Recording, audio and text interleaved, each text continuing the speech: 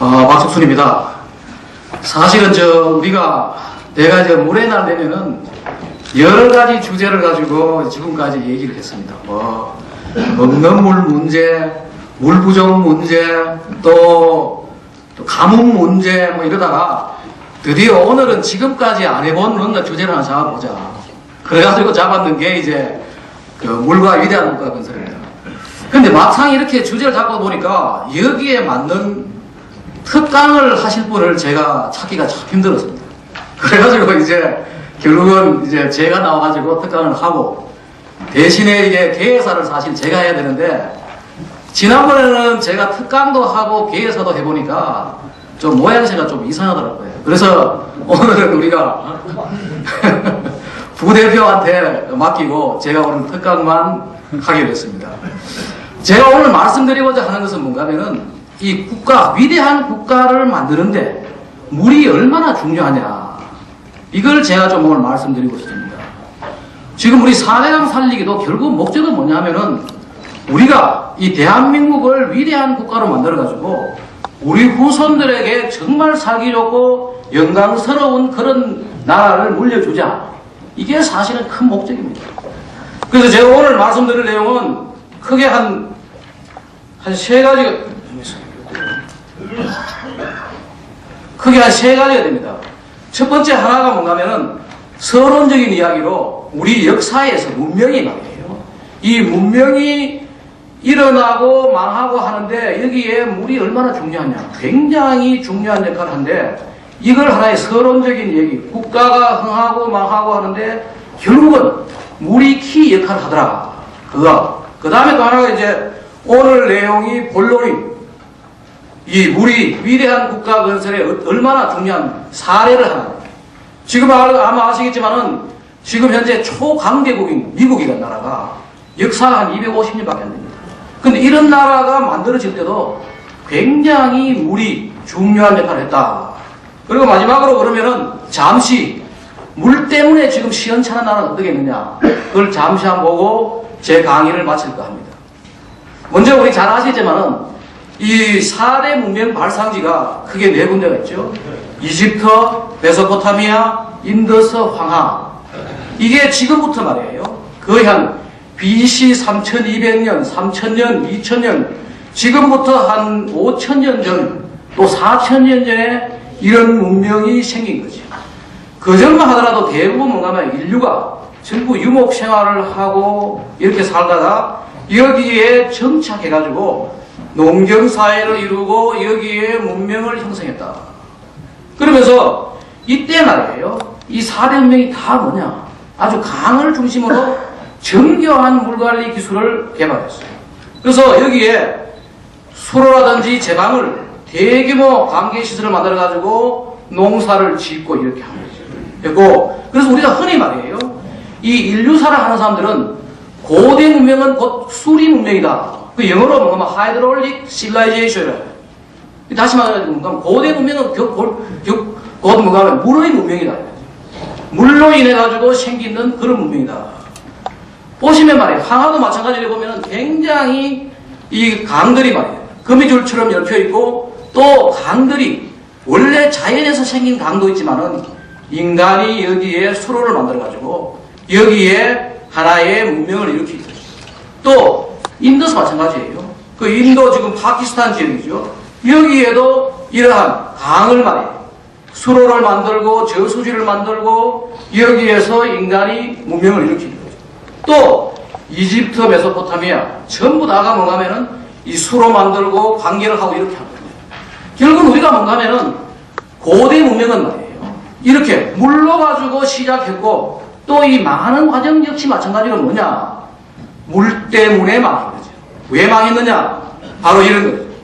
황하 문명도 말이에요. 황하 유역에 너무나 많은 벌채를 해가지고 사막화가 되고 물이 부족하고 인더스 마찬가지고 메소포타미아 같은 데는 뭔가 하면은 여기에 계속해서 농사를 짓다 하니까 염분이 축적돼가지고 더 이상 농사를 지을 수 없고 또 대형 가뭄이 오고 말이에요.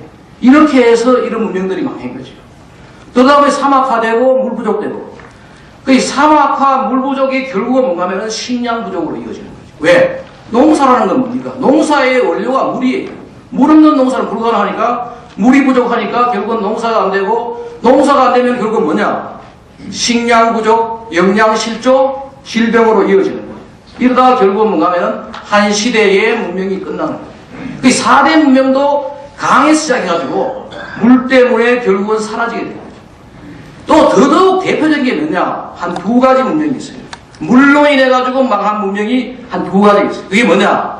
바로 이 마야 문명이에요. 지금 그 중미의 과테말라 이 지역이 한 BC 2600년부터 서기 한 900년까지 거의 한 3000년 동안 이어졌는데 이 지역의 인구가 한 1500만이 살았다는 거죠. 굉장히 그 당시로서는 엄청난 인구가 살았는 거죠. 여기에 이 문명이 3000년 동안 살아다가 망하게 된 게 결국은 뭐냐? 가뭄이에요. 물 관리를 잘못해가지고 여기 보면은 서기 810년, 860년, 910년에 세 차례 극심한 가뭄이 와가지고 망했는데 이것을 이런 가뭄이 올 때 말이에요. 그 당시에 이 책을 보면은 이런 이야기가 나와요. 과학적으로 이걸 관리하기 위해 가지고 저수지를 만들고 말이에요. 물을 수자원을 확보할 생각을 안 하고 그때 이 사람들이 뭔가 하면 잘못 생각이 뭐냐?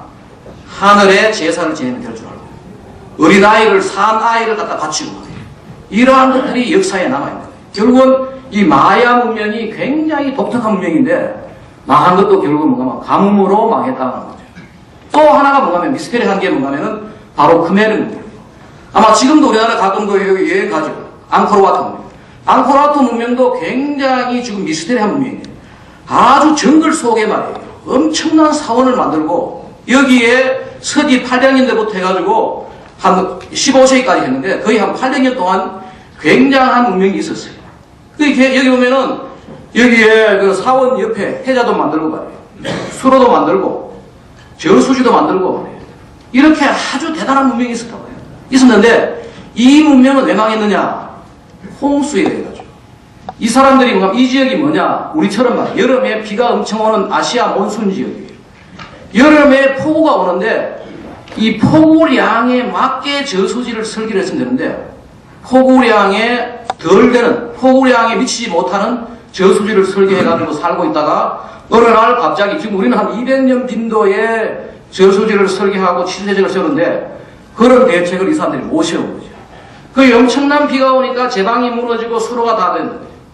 그 뒤에 다시 온 게 뭐냐면은 1362년, 1392년 그리고 1415년, 1440년에 가뭄이 왔다가 홍수가 오고 그러니까 자기들이 가지고 있던 이 치수 능력을 다 잊어버리고 수자원 능력을 다 잊어버리니까 결국은 이 문명도 멸망을 하게 됐다. 그렇다면은 그러면 우리나라는 어떠냐?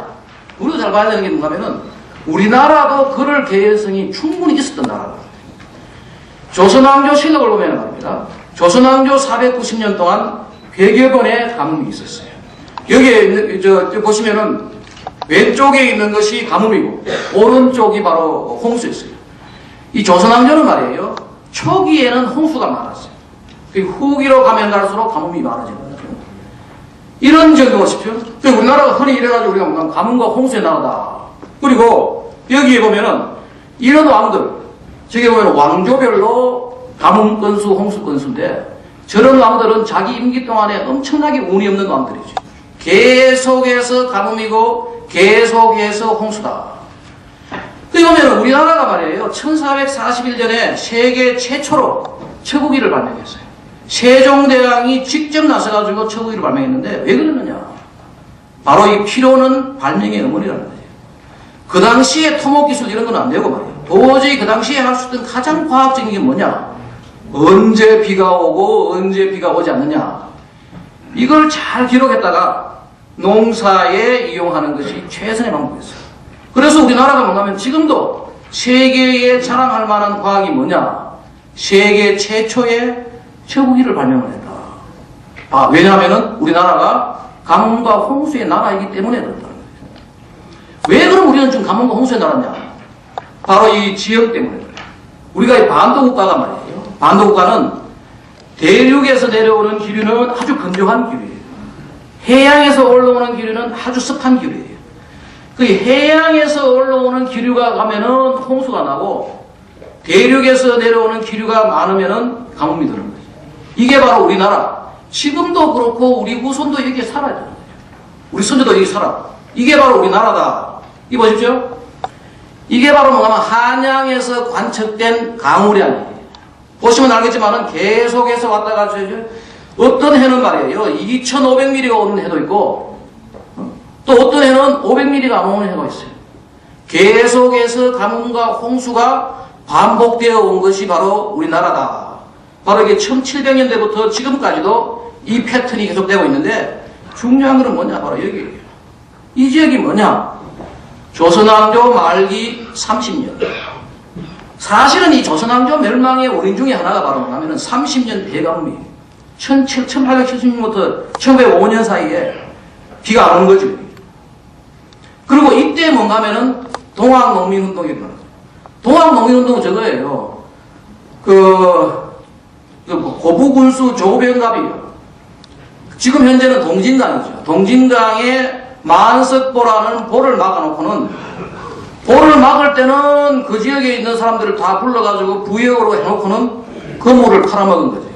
그러니까 밀란이 일어나고 그것도 시작돼요. 그리고 이 당시 뭐냐 하면은 비가 오니까 식량이 부족한 거죠.